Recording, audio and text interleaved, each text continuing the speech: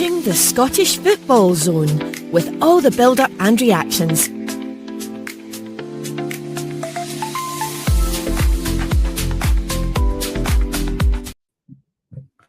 Hello, very good evening to you and welcome to the Scottish Football Zone, a very special Scottish Football Zone on a Monday night. A lot of people might be saying, why are you here for? There's no game of football on the night, but football doesn't stop, and we don't stop in this country on the Scottish Football Zone. So we're joined tonight by Regan and our special guest, Anthony Joseph. He doesn't need no introduction from Sky Sports News, and the reason why we've got him on the show is because the transfer window is shutting very, very soon. So if you've got any comments, put them in the comments chat, and we'll be speaking to Anthony and Regan about the big transfer news. Before we dive into the transfer news, Anthony, brilliant to have you on the show.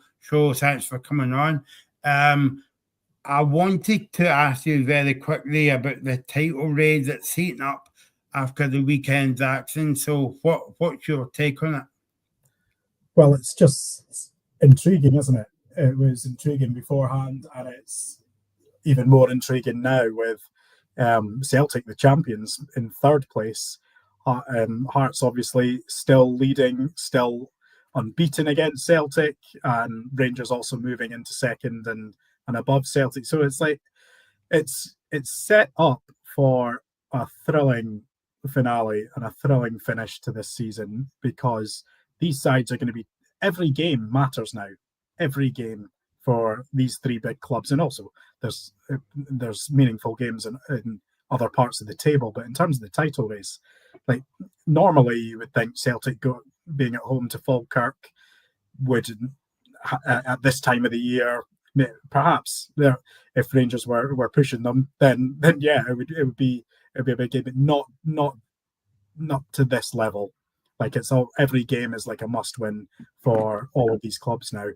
Otherwise, they're going to lose ground in the title race. Hearts could lose their position. They've got a tough game against Dundee United coming up, and then away to their bogey team St Mirren as well. So there's lots of intriguing games coming up, and it's just going to be fascinating to see how it plays out. Yep, and we'll cover that. That's all live on the Scottish Football Zone on YouTube, and if you want to subscribe to the channel, that's what to do. And you can also get us on TikTok as well. Regan, interesting weekend as always in the title race. Obviously, I talk about signings as well. Yeah, I mean, I just wanted to ask you, first of all, Anthony, I mean, see, in terms of Celtic brought Martin O'Neill because Brendan Rodgers left. Martin O'Neill's got 2 signings in. Do you think Celtic will be bringing more in? Because I think personally that Celtic need one more striker. They probably need a wide player, and they probably need a centre back. Yeah, well, they're trying to. That's the thing. They are trying to bring in players, but they haven't had much joy in this window, and that was anticipated by the fans ahead of this window, and but probably not to the level that they've seen. So Celtic are still trying to get in a centre-back and a right winger. So those are the priorities. And ideally, they did want to bring in a second striker, but whether they can manage to do that, I'm not sure. Time is running out.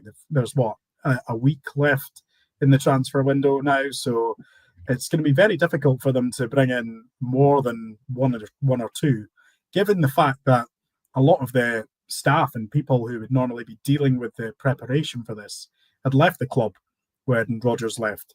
So Celtic still have no manager, no long-term, full-time manager. They've no head of football operations. They've no head of scouting. They've no head of recruitment. And half of the team in those departments have left. So it's been put down to 3, possibly 4 people in terms of Sean Maloney's leading the recruitment for Celtic, but he's also assistant manager who's doing most of the tactics and most of the sort of training as well. So it's a lot for very few people to do, and I think it's why we're seeing such what's the way to say, lack of activity. I say there's still a lot of activity going on. They're obviously trying a lot. It's been trying to speak to a number of clubs for a number of players and trying to gauge whether people are interested to come. But because again they don't have a full-time manager beyond this season, it's hard to sort of ask people to come and sign on for 4 or 5 years and when they don't know who the manager is going to be. And it's hard for Celtic to go and sign a player for plenty of money, like £6-7 million, when they don't know if the new manager that they bring in the summer is going to like this player. So they're in a difficult position, but it's, as I've said before, this is purely self-inflicted. Yeah, I mean, just wanted to ask you, see in terms of what you know, see Martin O'Neill when he was brought back in, was he told by the board that we get certain assurances, or was it just take us to the end of the season?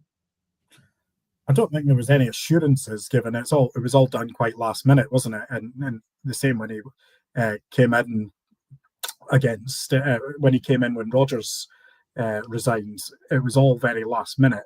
So I don't think there was any sort of promises. Obviously, there was he expected, and Celtic even expected, that they would do business this transfer window to what Martin O'Neill calls supplement the squad, and they obviously need more than 1 or 2 players, but they're running out of time.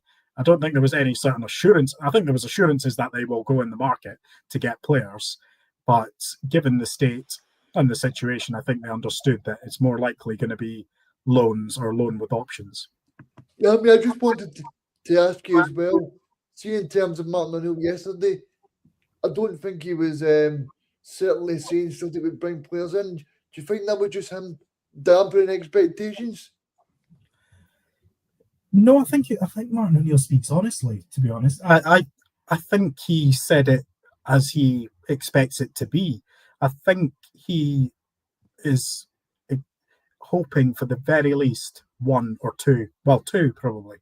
They need to get another centre back, and they need to get a winger, so a right winger. So that is the expectation from Martin O'Neill. I feel like when he does say it, he's becoming a bit more frustrated, which we've seen in the past with plenty other Celtic managers. So I think he's now feeling it, feeling those same kind of feelings as to why have we not done more business here. But Celtic are in the situation they are in for many reasons, and it's sort of been coming to this point. And Michael, on you go, mate. Yeah, no, I was just going to ask you as well, talking about Celtic opponents yesterday, Anthony Graham says, Graham, thanks for watching. As you can tell, he's a Hearts fan with that logo on. He says, good to see you, Anthony. Still think Hearts will add 1 or 2 more players before the end of the window. Obviously, there's a kind of week to go now, Anthony. Have you heard anything? Yeah, Hearts are looking to strengthen as well. I mean, they have done. The great thing about Hearts is they've prepared for the injuries that they've had or the players that they've lost. I mean, they needed a left back ahead of this window, and they signed one before the window even opened in Jordi Altena. So, and you look at like Devlin getting injured, Beningame and all that, and they bring in Mark Leonard before the Celtic game, and he had a great performance yesterday. Mark Leonard is a very good player. I've seen him at Birmingham. I've seen him in the lower leagues in England. So he's a very good player to have, and already becomes one of the top central midfielders in the Scottish League. So yeah, Hearts know what they sort of want to strengthen on. It obviously depends on whether they feel certain injuries or any players are making good progress with their injuries, or whether they need to go and add to it. Whether they go for loans, I'm not sure, but they will certainly be active. And they've got the great thing about Hearts is they're prepared. With this setup that they've got now, they are prepared. So if they do lose a player to injury, they've got about four or five players on a target list that they will just go for straight away. The next point I was going to bring up, Graham was saying about what's it like on digging day for journalists. We'll come back to that point in a minute. I just wanted to ask you, Anthony, there's a lot of rumours, and I say rumours, and about Manise. Have you heard anything about that? For in terms of like Celtic or just other clubs in general, yeah. Well, Manise, we know Celtic are interested. Celtic, they'd be silly not to be interested in Manise, but they've not made any offer at this stage, and they're probably running out of time in terms of having the Stephen Welsh situation as leverage. For those who might not be familiar with the situation, Celtic, Stephen Welsh was on loan from Celtic to Motherwell. Celtic recalled him, and he had a bit of interest from Aberdeen. Celtic quoted them £400,000. Aberdeen walked away from that, but he's now played in the Scottish Cup for Celtic, which means he's cup tied, and he cannot play for another club other than Celtic or Motherwell this season. So that narrows his options. It also narrows Celtic's options if they were looking to sell. But in terms of Motherwell, they want Stephen Welsh back, but they're waiting to find out. But they can't get Stephen Welsh unless Celtic bring in another centre-back. But Motherwell can't wait, and Motherwell are already moving on to other targets. So the situation with that is Celtic could, and I say could, I don't know they are going to do this, could use that if they want to make a bid for Manise, they could say, here's 2.5 million plus Stephen Welsh, and that might be enough to do it. But Celtic don't feel they're in a position to do that until they can get another centre-back in, and they're not prepared to let Welsh go unless they get a centre-back in. Do you feel on that point as well, Anthony, about Stephen Welsh? Do you think that was a deliberate ploy for Celtic to play last week against Auchinleck and not yesterday against Hearts? Or were you surprised that I never played yesterday against Hearts? I was surprised he wasn't. Yeah, he didn't play. I would have thought, given Celtic's situation, and given that Stephen Welsh has been one of the top performing centre-backs in the league this season, at Motherwell, albeit, I would have thought he would then become third choice and Dane Murray be fourth choice. And Dane Murray actually came on and did well yesterday, but I think Stephen Welsh is probably a more assured and composed defender, and he's got over 50 games for Celtic already. So I was surprised at that, and I'm a bit surprised by Celtic's stance, because my understanding is that Welsh has been told that he is the fourth choice centre-back.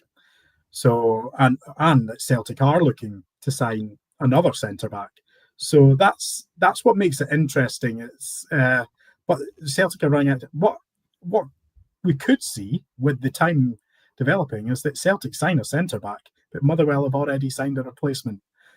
And then you have Stephen Welsh left in limbo, having been a regular starter for Motherwell, playing at the top of his game. Steve Clarke even watching him, and I knew that the Scotland camp were very keen to keep an eye on him ahead of the World Cup.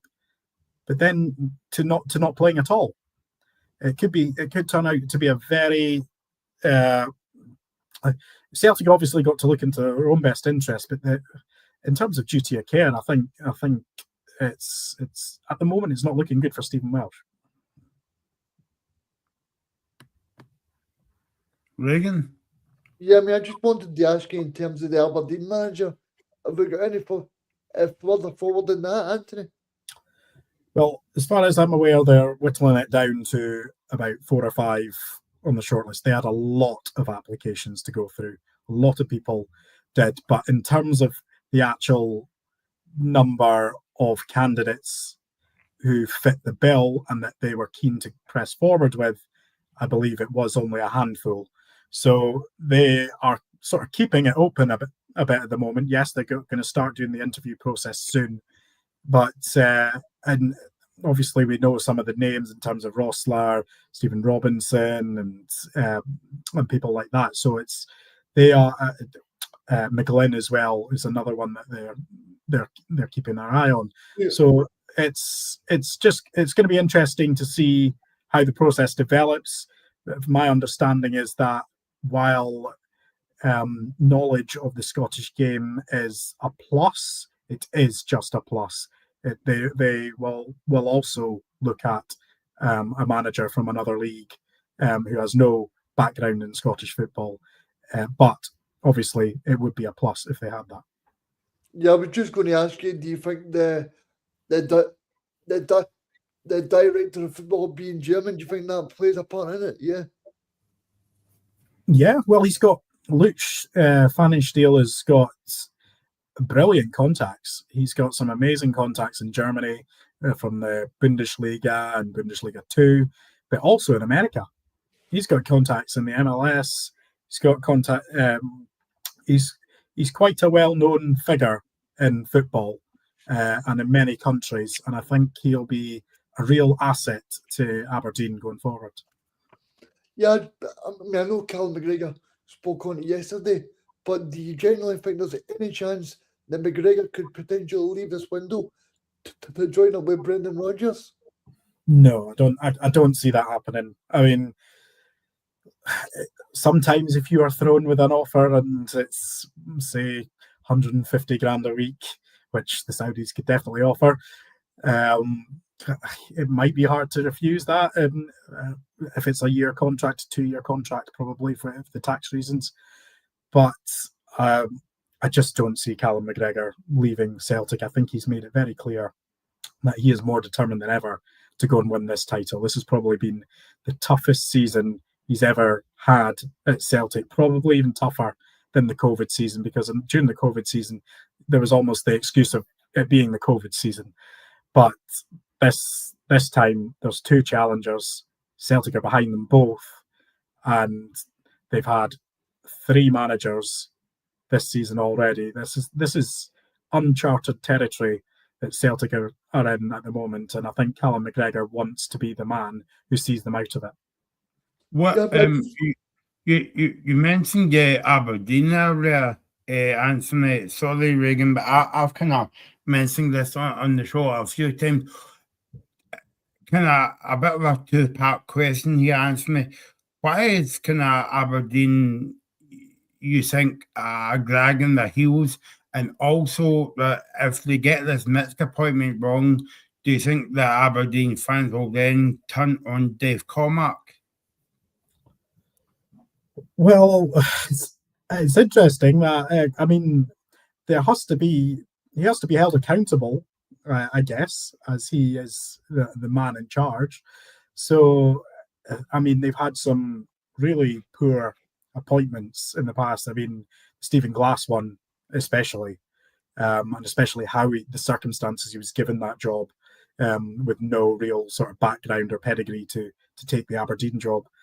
That didn't go well. Barry Robson did so well in his interim charge. I feel like they sort of did have to give him the job, and I think Barry Robson actually is maybe a decent coach. Jim Goodwin, we know, is a good manager, just didn't work out. It didn't work out with the Aberdeen fans. He never really sort of managed to build that relationship with the fans. But yeah, Cormack will have to be held accountable if it doesn't go right this time as well. But Jimmy Tilleen has got to be seen as a success. He won the Scottish Cup. He won the Scottish Cup for the first time in 35 years for Aberdeen. And he had them on this amazing run last season, but then also had them on this terrible run last season. So it's I think Jimmy Tilleen will go down as a success because of him bringing the silverware and the Scottish Cup back to Pittodrie for the first time in 35 years. He gave a whole new generation of fans the best day of their lives. And being from Aberdeen, I know a lot of my friends and family members that it genuinely was a once in a lifetime, sort of once in a generation feeling and moment that they got to share with their whole family. I feel like Jimmy Talleen, despite being sacked, has got to be seen as a success at Aberdeen. But they've got to find a manager who is going to start consistently challenging or pushing Celtic and Rangers and Hearts now in those kind of places, first, second, third, fourth, and getting into Europe. They've got to be getting into Europe. I know they were in Europe this year, but they've got to compete better in that Conference League. I know they probably had the toughest draw of any team in that Conference League, but you'd still expect Aberdeen to maybe pick up a few more points. I just wanted to ask you in terms of the question being put on screen. Do you see James going out on loan? Because I think it's important to mention that Scotland are playing America, and potentially he could be a wide player that could pop up for Steve Clarke as well. Yeah, possibly. I've seen the speculation, but I think it is just that at this stage for Wilson. I think he's still seen as an important member of the squad at Hearts. But I think it'll depend on quite a few things as to whether he goes out on loan or not. And you've got to remember, when players go out on loan, it's got to be the right move for them. And like you say, if Steve Clarke is going to be having a look at him, then it's he'll want to be playing every week and thriving every week. But at the moment, I feel like it is just speculation to the best of my knowledge. But who knows? There's 7 days left in the window, so anything can happen. Yeah, I mean, see if we just go back to Celtic for a second. I'm just thinking there, Celtic's got a massive match on Thursday. Do you think that potentially, if Celtic do get through on Thursday and they do make it through to the last knockout stages, that potentially that could push the button for more players, but especially because Celtic are playing an extra 2 matches? That would be the logical thing, yes, Regan. Yeah, that would be the logical thing. If Celtic get into the Europa League knockout stages, the logical thing would be then to spend a bit more or push out and add to your squad to be able to cope with the demands of latter stage European football, which Celtic haven't really had a taste of. Rangers have had a lot of that. Celtic haven't won a knockout tie in Europe since 2004. So if they get to this knockouts, it'll be a huge thing for the club to have the chance to go into the last 16 of the Europa League. So we had this situation last year because we were being, my understanding last year was that if Celtic made it to the knockouts of the Champions League, which again, the league phase was finishing around about this time as well last year, if Celtic made it to the league, to the knockouts of the Champions League, they would go out and sign a striker, and they would try to get Kieran Tierney in on a 6-month loan. But it didn't materialise, and what we were hearing from Arsenal was that Celtic feel like they can just have the player because they've got him on a pre-contract. No, there would need to be discussions. He was on £120,000 a week, so he's on a hefty wage, money that Celtic can't afford. So Arsenal were not willing to entertain it. Plus, it turned out in the end that Arteta wanted to keep him because he actually needed him in the squad. And you saw Kieran Tierney was playing in the Champions League semi-final last season, so he ended up using him. Arteta needed him, but so that things sometimes don't work out. You can have a plan in the transfer window, but they don't work out. So you've got to be prepared for those kind of options not working out. Celtic eventually had to fall back on Brendan Rodgers' contacts, and Jeffrey Schlupp came in on deadline day, and he turned out to be a decent signing. He had in those Bayern Munich games, he was very good. So but they were scrambling. They were scrambling on deadline day to get some money on their left back, and they didn't get a striker in. So only last week, only at the weekend, was it? No, sorry, Friday, that they managed to replace Kyogo and Adamida. See in, So ter- see in terms of the transfer process, I know you say that Sean Maloney's taking the process forward, but what type of things are Celtic doing? Have they got a lot of structure that they're using, or what's the kind of way forward for Celtic?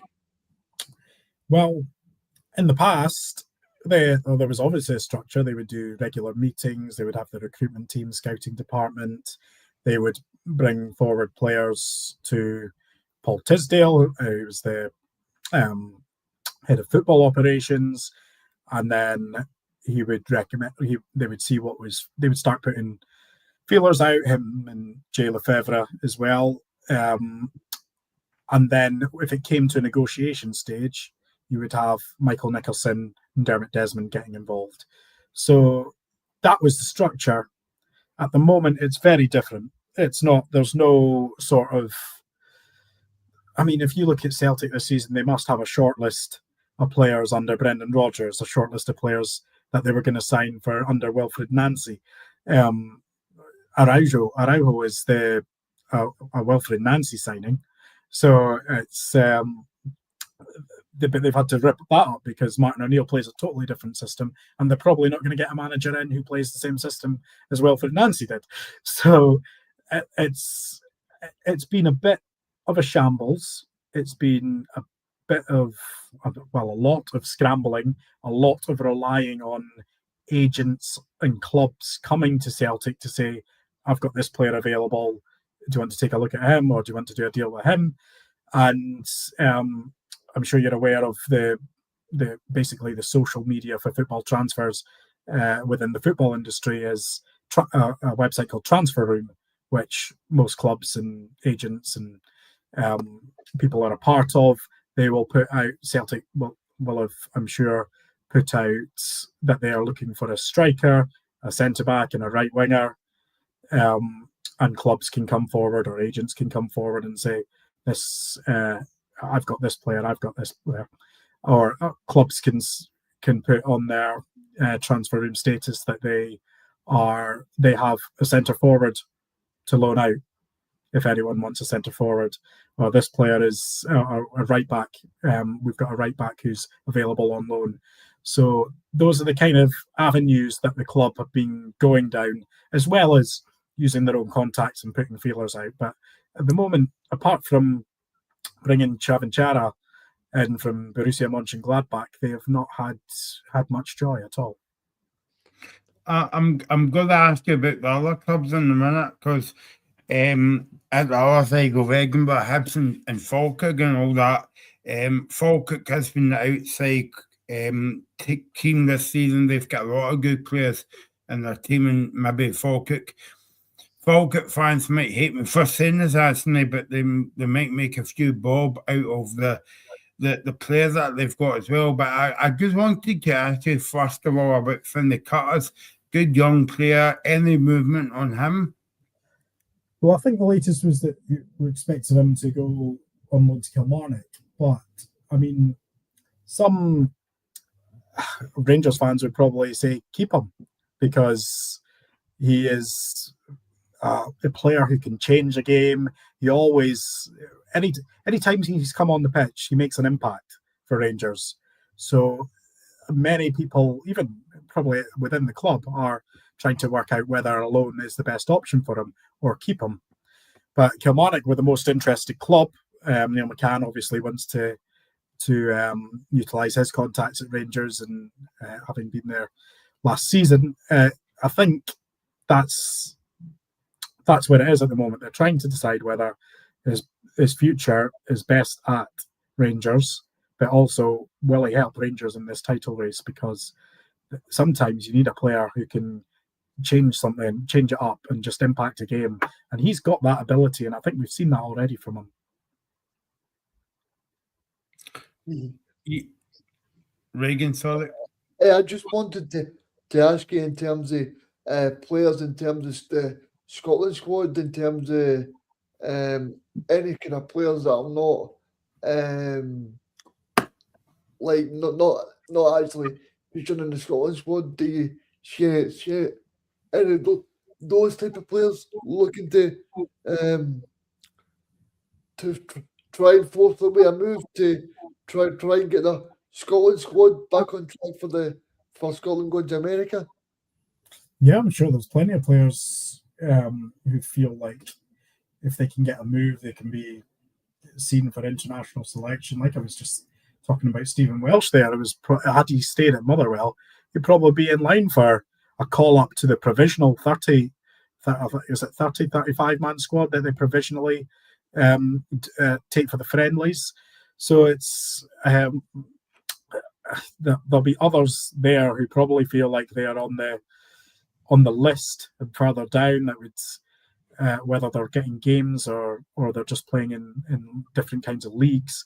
It's I'm sure that there are players who'll be looking to get into Steve Clarke's mind. But saying that, Steve Clarke is very loyal, as we know, and I'd imagine he will have in mind his squad already and his tried and trusted players. But then you see the likes of like Lawrence Shankland getting an injury. I know he'll be back in time for the World Cup, but say he has a setback or he picks up another injury, Clarke's got to have other players in mind, and he's got to be looking further down his list and just using the wealth and breadth of Scottish talent that you've got and looking at all different types of players. So you know that if you get an injury there, this guy, you know exactly, I'm going to bring in another one. And so, yeah, from a player's perspective, they just want to be playing and playing well. And yeah, I mean, even with John, you've got to look at John McGinn. He's going to be out for a couple of months at least. So it's at Villa, that's a huge blow for Villa. But you also, every Scotland fan, every Scot around the world will be having their fingers crossed that John McGinn can come back from his injury and come back playing the way he was. Yeah, I was just going to ask you about Bowie then. Do you think that our club will stump up a lot of money for Bowie? Because I see Celtic were quoted at 6 million that may potentially they're looking at. Is that the kind of figure that you're thinking? Yeah, perhaps. I mean, I don't think they were my understanding is that they've not been quoted a price yet, but I think that's probably a fee Hibs would command, possibly even more if it's Celtic or Rangers. Like I say, there's always a Celtic and Rangers tax added onto these deals. If a championship club or a club in Europe were looking to buy Kieran Bowie, I think it would be a different price to what Celtic and Rangers would be buying for him. And I use the examples of like Lennon Miller. If Celtic and Rangers were wanting to buy him, it was looking like north of £8 million, wasn't it? But Udinese managed to sign him for much less than that. Celtic were quoted £8 million plus or £9 million for Bojan Miovski when he was at Aberdeen, and Girona that summer then signed him for six million. So there is a Celtic and Rangers tax, and rightly so as well, because they are a club in the league. There is absolute, and clubs like Aberdeen, Motherwell, Hibs, Hearts, they know how much Celtic and Rangers have got. Rangers have got wealthy backers. Celtic have got nearly £100 million in the bank. So rightly so, they can command these fees from Celtic and Rangers. But that if Kieran Bowie was to go to a team in Glasgow, Celtic or Rangers, I'd imagine the fee would be a lot higher than it would be if it's a club in the English Championship or abroad. Thank you. I also don't expect him to move in this window, to be honest, either. I don't think, well, certainly not to Celtic or Rangers. I think if he is going to go, it would probably be an English Championship team. But even then, we'd probably be looking at maybe £4 or £5 million. And whether an English Championship team at this stage of the season wants to have that kind of outlay on a player who has had a decent start to the season, but maybe they want to see him progress a bit more at Hibs before they go and make big bids for him. See in terms of Rangers, obviously they've got the 49ers backing them. But I did see Danny Rowe mentioned about Rangers looking for that one special player now. I did see a report today that the Rangers are looking at strikers.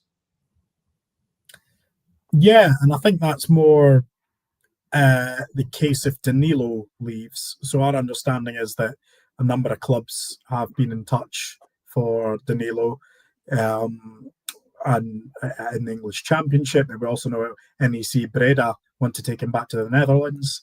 So yeah, he's got a few options. If Rangers can get that done, then you might see Rangers move for a striker. But in terms of special talent, I think Rangers have got a stellar signing this season, this window in Skov Olsen. I think he's a really, I mean, on paper, you never know how these deals are going to, how these players are going to land in Scotland or how quickly it's going to take them to hit the ground running. But on paper, he looks a really good signing and a throwback to perhaps the old style way of Celtic and Rangers signing players who've got decent pedigree already. Denmark international, and yes, he might not have had the best of year in the past year, but he's got a great pedigree behind him. I mean, sorry, Michael. I was going to say, for me, the other thing was we've seen Martin O'Neill at Motherwell. Do you expect Motherwell to try and see those players through until the end of the season, or do you think Motherwell will be selling a few of the talented players in this window? Well, if you listen to Jens Bartholomew, they're not. They're not going to be selling anyone, any of their top players. So I think that I'd take him for his word. I think Motherwell want to keep hold of their best players, but I think that changes if you get a £3-4 million bid in for the likes of Masvidisi. You have to, a club like Motherwell will have to consider it. Whether they accept it or is another matter, but I think it would be up for consideration if a club came in for Masvidisi for £3 or £4 million. So it's all good and well saying this player is not for sale, but every player, as we know, it doesn't matter what level of football you're at, whether it's the Premier League and you're talking hundreds of millions, or the Scottish Premiership and you're talking £3 or £4 million. Every player has their price, and if a deal is good enough, then you'll have, while a manager might not want them to go, the sporting directors and the business people in the football department will be saying, this is good business, let's do the deal. I just wanted to ask you about there's so many clubs that we can ask about, and we've only asked about half of them that I wanted to, but obviously I'm not a cheerleader for certain players from Falkirk, but if you look at their team this season, a promoted team up to the Premiership, you would think Falkirk's been about this level for many, many years, and also as I keep saying to Reagan as well, they've got a brilliant stadium. I think all they need to do is build another stand opposite the main stand, and it will be a cracking atmosphere. But you mentioned about John McGrin at the top of the show. I wanted to ask you about Calvin Miller. They've got a few other players in the squad. Have you got any indication of other clubs, either in Scotland or the lower leagues in England, looking at that Falkirk squad? And if Falkirk do keep that team, do you think they'll finish in the top six? Yeah, I'm not so sure Falkirk have got to the level where you've got clubs in England or the Championship necessarily looking at their players just yet. But I tell you what, they do have admirers in the top half of the Scottish Premiership. Your likes of Aberdeen, Motherwell, Hibs, Hearts, they will be seeing, even like Dundee United as well, they'll be seeing value for money at Falkirk. And they might see that they can get a player for relatively a decent price that could do a turn for them in the league as well. But Falkirk it's up to Falkirk whether they sell players or not, or they might value these players higher, like you mentioned, Calvin Miller. He's got a great background as well, and has even played for Celtic and played down in England as well. So I think you may see moves made in the summer for some of those Falkirk players. And it would be good. I think what the Falkirk hierarchy will be trying to do is tie these boys up on longer term contracts or improved terms, because then they can command the best fee that possible when a club does come in with a bid.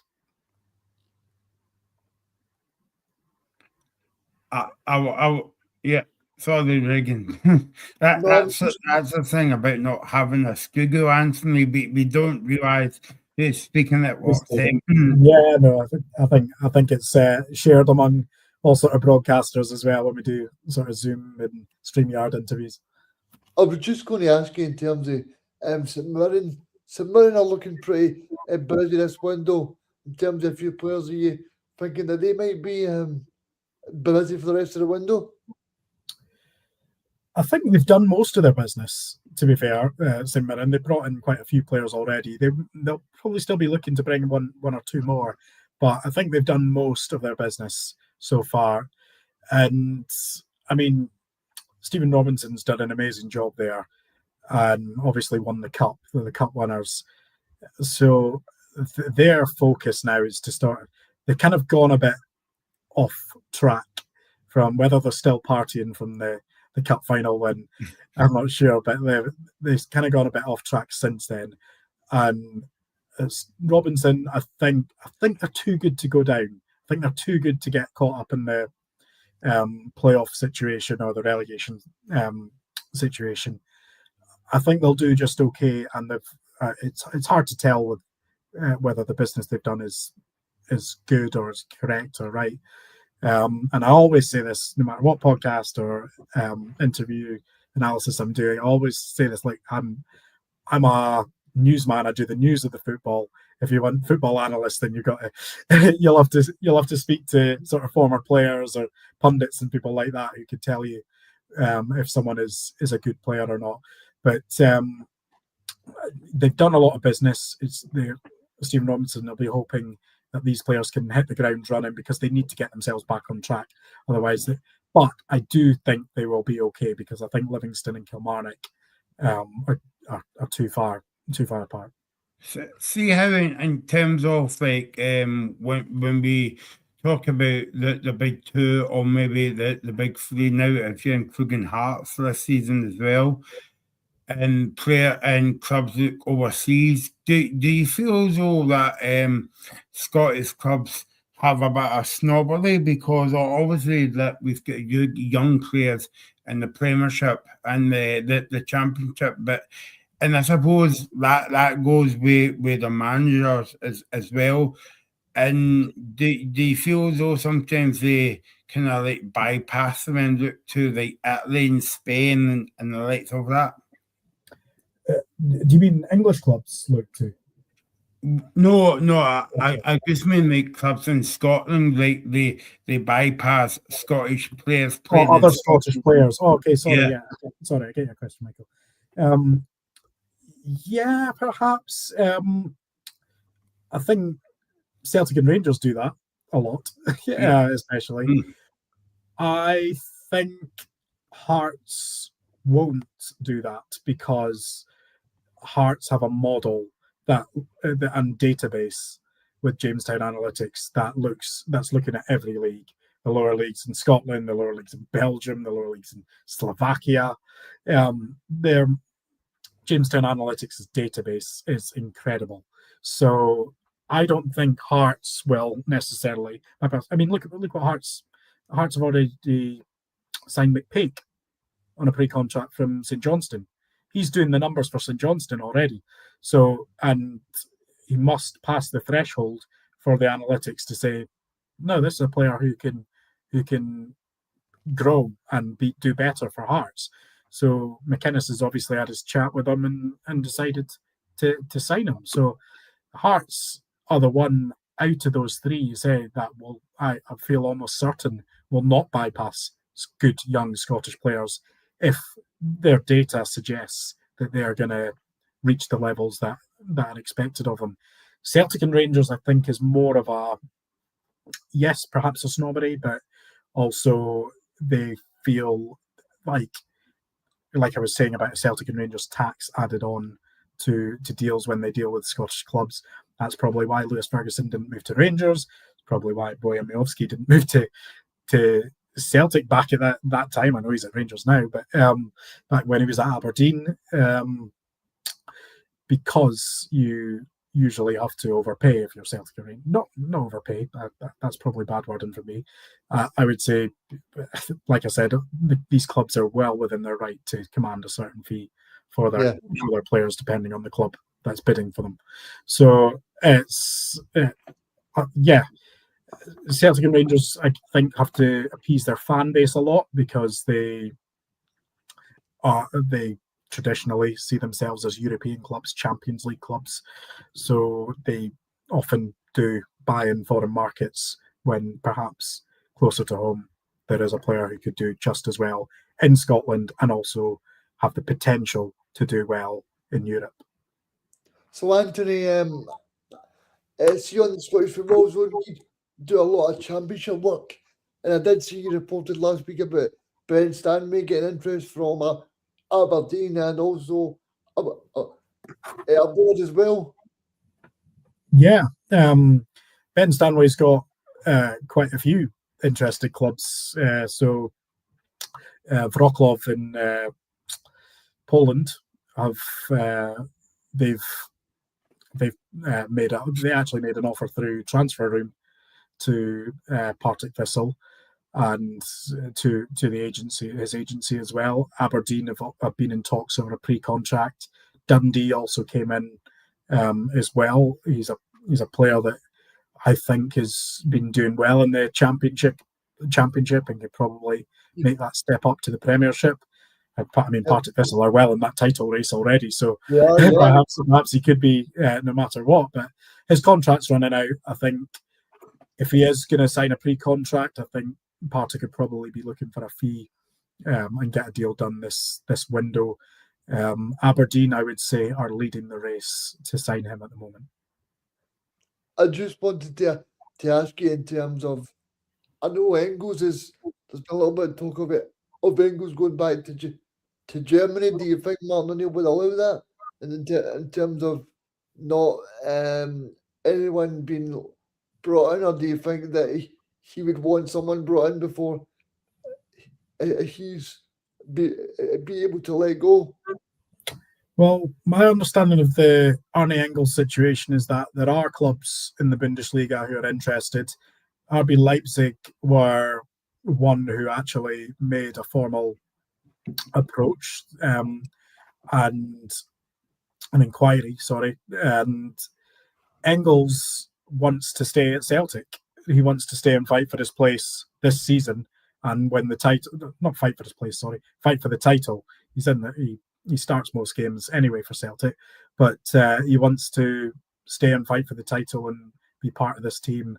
I think his situation might be assessed again in the summer. I think he's got 2 years left of his contract then. So either when you get into that territory, you either need to renew or move on, because you don't want it, or certainly from a Celtic perspective, they won't want it going in their record transfer signing going into the last 18 months to year of his contract and not getting a new deal or a hefty fee.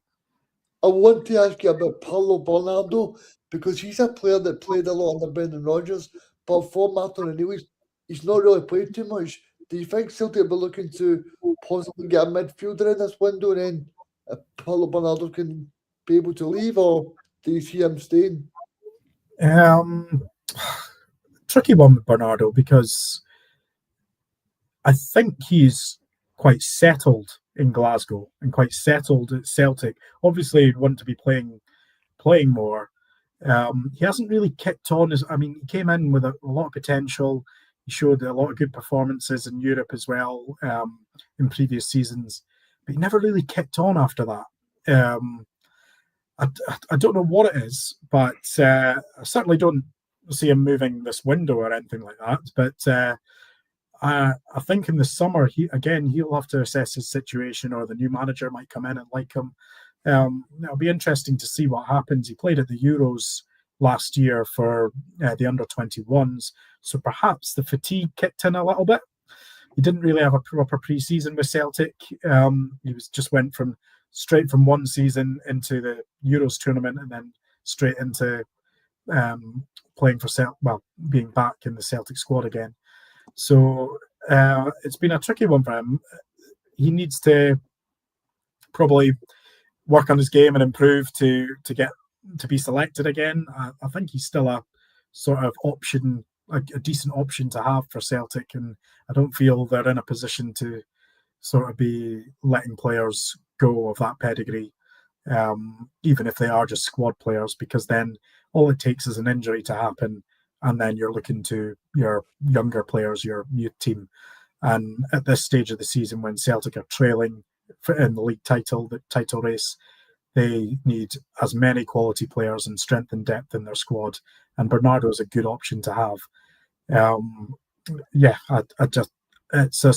can't really answer as to is he going to go in the summer, or I think his situation will have to be assessed in the summer. Yeah, I mean, I want to ask you about Devlin, because there's a lot of people asking, do you see Devlin's long-term future being in Edinburgh? So, because he's been playing superb this season. He has, but I think he's found his place, though. I think Hearts is a good club for him, and Hearts is a good fit for him, and he could become a top player for Hearts, as in if he gives a few more years service. I think they can go on to win trophies. They could have good runs in Europe, and he could be key to that. My sort of feeling around Devlin moving, perhaps, like I know it's been mentioned, is for Celtic or Rangers as well, and clubs in the English Championship, is he could get lost in the wilderness in the English Championship. And yeah, I'm sure he could compete. I'm sure he could play at that level. But I just feel Devlin and Hearts are a good fit, and I think that's what we've seen this season. And he could go and thrive and become a real Hearts icon, Hearts legend, even if he stays. I just wanted to ask you about Rangers fans, because they're asking me about Nico Raskin as well. See, in terms of Rangers, I think it would be too late for this window, but I think, do you think Rangers will be looking to offload him in the summer? I agree with you, Regan. I think Rangers are probably in a position where they can't afford to let Raskin go now. It's too late in the window. But like I said, every player has a fee, and if they were to get an astronomical fee for him, they probably would have to consider it. And if it's money that then they can go and buy one of their targets that they were maybe only thinking about for a summer move, then they might go ahead with it. So everything is so fluid during the transfer windows, and it's hard to. You never really want to say that, oh, he's definitely staying or he's definitely going. That's why we use words like expected to stay or set to, that kind of thing, because there has to be wriggle room, because things change. Things dramatically change. Someone can be set to sign for a club, and then another club comes in and hijacks the move. So, but going back to Raskin, I think Raskin is probably by the summer, he's probably served his time at Rangers. He's been a good player for them. They're potentially going for the title this season. If he finishes with a league title or the Scottish Cup, I think he will go with most fans' best wishes. Well, especially if they win the league. But if they can get a decent fee for him, he's a Belgian international. He starts for Belgium. I think he's probably looking at this stage of his career to play for a club in a top 5 league. What do you make of the window as a whole in Scotland? because obviously this window is completely different to like the window in the summer and all that, and obviously it will be different because of the World Cup and all that. But just get explained to us about this window, like how it works as well, and obviously I've got a couple more questions to ask you before we finish up, but just get explained to us about how it works. Yeah, well, the January, I mean, it's a cliche and fans get annoyed when people say it, but it is a difficult window to do business, and you're usually relying on ripple effects to happen. And by that, I mean, like I was talking about the Stephen Welsh situation with Masvanise and Celtic needing to get a centre back. So Motherwell trying to get a centre back as well. So it's just a very difficult window to do business, and you often do rely on ripple effects to happen for movement in the market. Sometimes people are waiting for one club to make that first move, and then it causes an effect, and then suddenly the market's busy again. And so that's the way January can be. And then there's obviously the situation with pre-contracts, buying people in the summer. You see a lot of loans in January, more so than maybe percentage-wise than in the summer. So people look for quick fixes, short-term fixes, but then they also, clubs who are looking ahead, look at a player who's maybe out of contract. Can we get him on a pre-contract? Then maybe we'll go and we'll tell the club we've got him on a pre-contract, so can you reduce the fee for him now? So there's lots of variables that make it a trickier window than the summer. Just one more question I will like to ask you. Obviously, I'm surprised no one has asked you, because you work for Sky. Have you got a yellow tie in the house for transfer night? But no, seriously, and I've not got a yellow tie anyway. In fact, I don't think I've got a tie at all. But that's enough about me. Graham was asking a question early on about Deadline Day.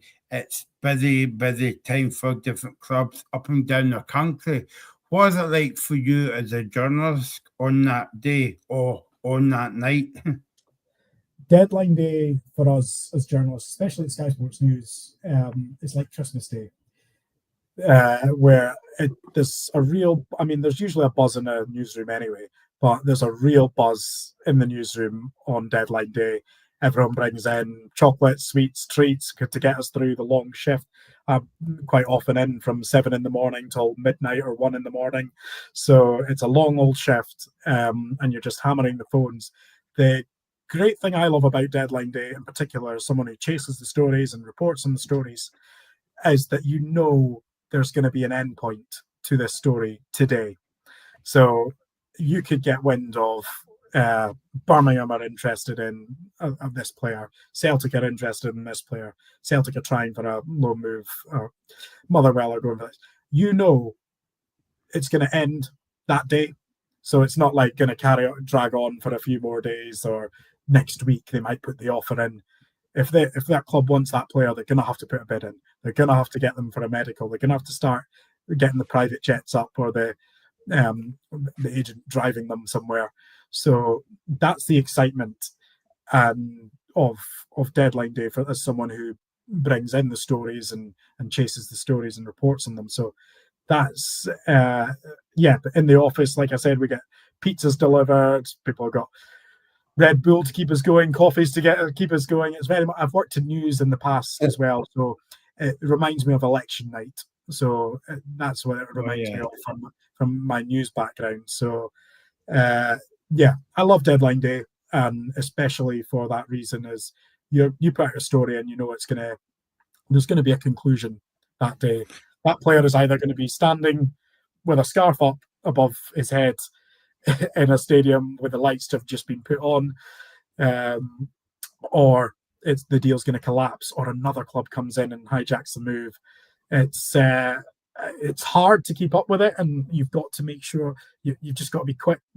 If anything, obviously you've got to be correct and accurate with your information, but you're also conscious of your information that you've received maybe 20 minutes ago, and you're checking it with the other club or the player side, and you're conscious of it becoming out of date because there's been a new development on it or another club's come in. So it keeps us on our toes for sure. Well, I'm a bit disappointed this year, Anthony, because obviously we've got the window, but you mentioned the Scottish elections. Of course, we won't have an overnight count this year, so that will spoil my KFC about 12:30 that night as well when I'm doing my work. But before we finish up, one last question, and it was remiss of me to ask you this question. Andy Robertson, the rumours of him going to Reagan wants me to ask you this question because Reagan's a big Tottenham fan, if you don't know. But do you think he'll be coming to the Tottenham Hotspur game? Well, at the moment, it's stalled.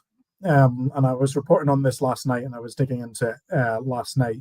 So our understanding at the moment is that Spurs and Liverpool had pretty much agreed a £5 million package.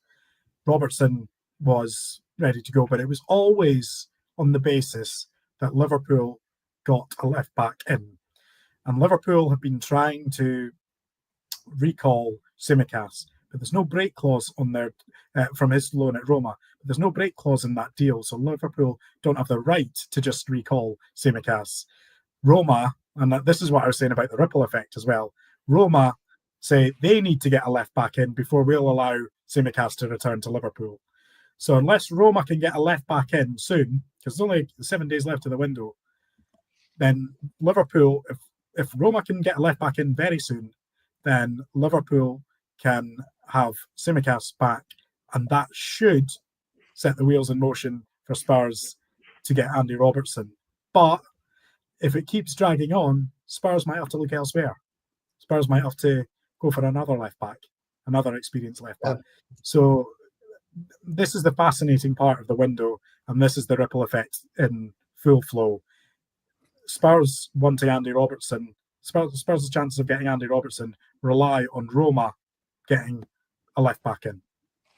I just wanted to ask you, finally, see in terms of the next 7 days, is there a certain club that you think should be the busiest club, like Celtic, Rangers, Motherwell, Aberdeen? Celtic, for sure. I think Celtic are in a very bad way at the moment. They had poor recruitment last January, they had poor recruitment in the summer, and it looks to be another window of poor recruitment. So they've got a very busy week ahead of them. They need a centre-back and a right winger, and that's the bare minimum. So they're going to have to be very busy. I think Aberdeen are going to be very busy as well. I mean, they've unfortunately had to lose players for various reasons. I mean, Dante Polvara looks like he's going to be heading to America. That's one they didn't envisage at the start of the window. So they're going to have to bring in a player, a replacement for that. Aberdeen also looking for a winger as well. So they've got to, they're looking for a few positions. I mean, I say they've got to. They don't have to. They might not. It's hard to do business, but they I think they'll be busy as well in the next week. And I just wanted to ask you: is there any transfer story that you broke sort of first that's sort of your proudest transfer story kind of thing? Perhaps one that was mentioned. I think the biggest pride in it was because the player actually mentioned it, and it was Adam Ida, his deal being agreed for a whopping £9.5 million. And I was first to put that story that the deal was agreed and that for the figures, £8.5 million plus £1 million of add-ons with Norwich. So in his press conference, he was asked, "How did you find out?" And he said, I didn't know about it until I saw it on Sky Sports News.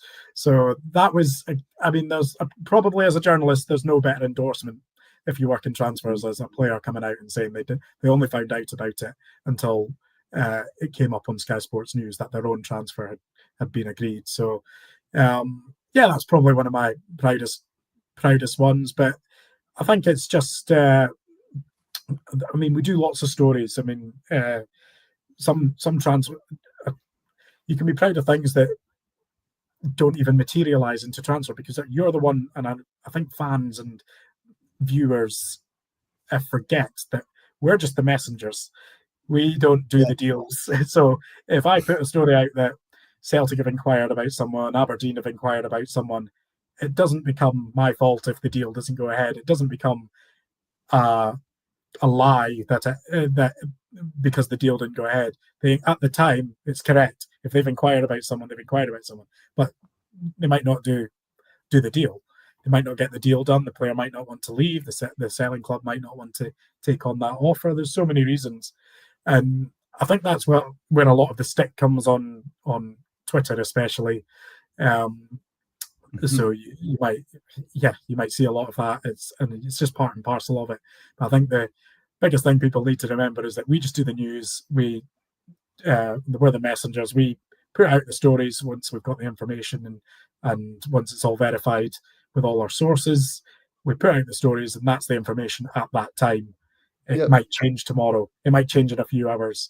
It might change completely. So that's just the case. Yeah. So thanks, Anthony, for joining us tonight on the show. It's been a pleasure. Before we go advertise the show tomorrow night, it's Half Football World. We'll be talking about women's football, and we'll be on from 7:30 tomorrow night. And if you haven't liked and subscribed to the channel, you can do so by please like and subscribe to the Scottish Football Zone, and we're also on TikTok as well, and you can keep up to date with all the news on there as well. So thanks to Anthony Joseph from Sky Sports joining us on the Scottish Football Zone. And remember, if you've missed the show, how dare you, but you can watch it again on the YouTube channel, and we will speak to you. We'll be back on tomorrow night at 7:30. Thanks to Reagan for keeping me company for the past hour. No problem. As well, and we'll do it tomorrow night. And then don't forget, we'll be back on Thursday night for the games in European action as well. So thanks, Anthony, and we'll see you soon here on the Scottish Football Zone. You're watching the Scottish Football Zone with all the build-up and reactions.